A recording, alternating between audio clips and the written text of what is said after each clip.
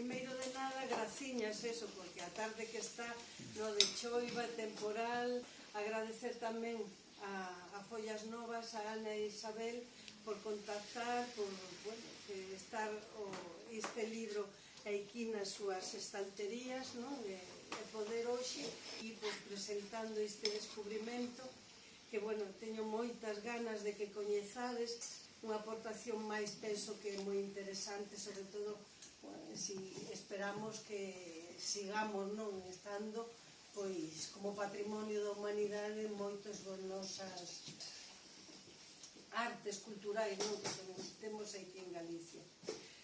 Disculpar tamén a Teófilo, o meu editor, o que fixo este libro xoia, non? Temos aquí unha xoia de libro, non? Estou moi feliz de que el fora o que me pedira de publicar este libro, porque é a primeira edición dun descubrimento.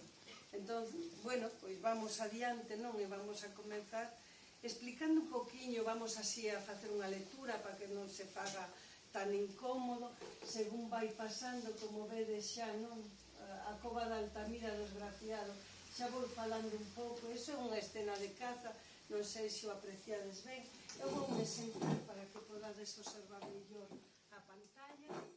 Paseando, facendo unha ruta por a Ribeira Sacra, de repente descubrín unha fachada encalada con uns dibuxos. Claro, precisamente ao descubrir eso, digo, isto non é normal, non é un encintado, un calado normal.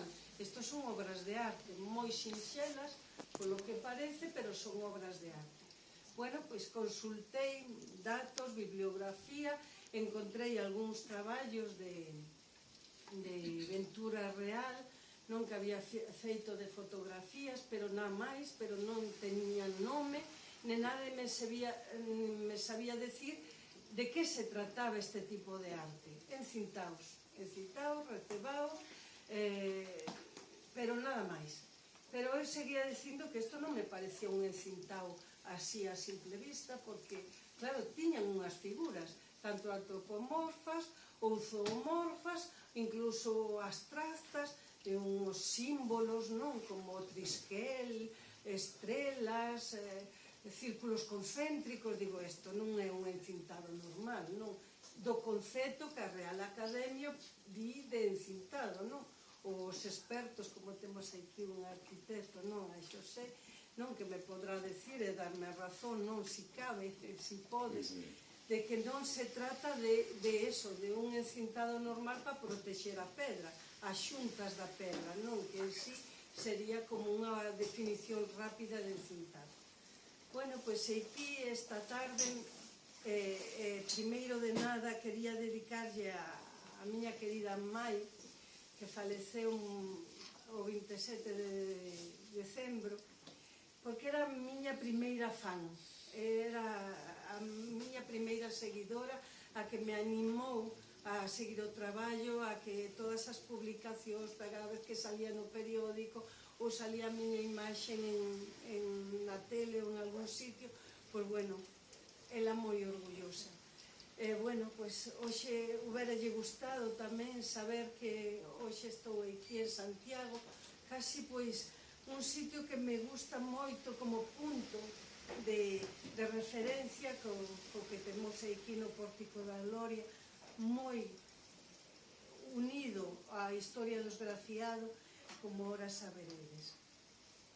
E sin máis, non, que tampouco quero enredarme máis tamén nestas así primeiras introducións, este libro trata do primer tratado sobre o arte do esgrafiado, que foi un descubrimento que fixen, como os contei, non, esa fachada, o estudio que fixen de esas fachadas que encontrei esgrafiadas, e a constatación, non, da existencia do arte do esgrafiado en Galicia. Xa digo, estuve estudiando moita bibliografía, consultei moito eso, e non aparece nada, ni nadie que me pudera decir que eso se tratara do arte do esgrafiado. Entón, bueno, pois, diferentes referencias, acudín aos textos xa desde a historia do esgrafiado en Italia, con Giorgio Vasari, hasta o último esgrafiado que tuvemos en Cataluña, que é Gaudí. Entón, bueno, pois cos estudios que iba formando, Pablo Lizancos hizo tamén unha cousa, como decía Ventura Real, tamén fixo unha lixeira connotación, pero ninguén lle poñía nome. Entón, bueno, pois eu decidín, a través do Instituto Europeo Campus Estelae, que son a directora do área de Historia e Antropoloxía, decidín, bueno, pois acudir á Real Academia e solicitar a inclusión, ao menos do término, non? Acuñei o término, unha palabra, esgrafiado galego, para que se distinguira do esgrafiado segoviano, esgrafiado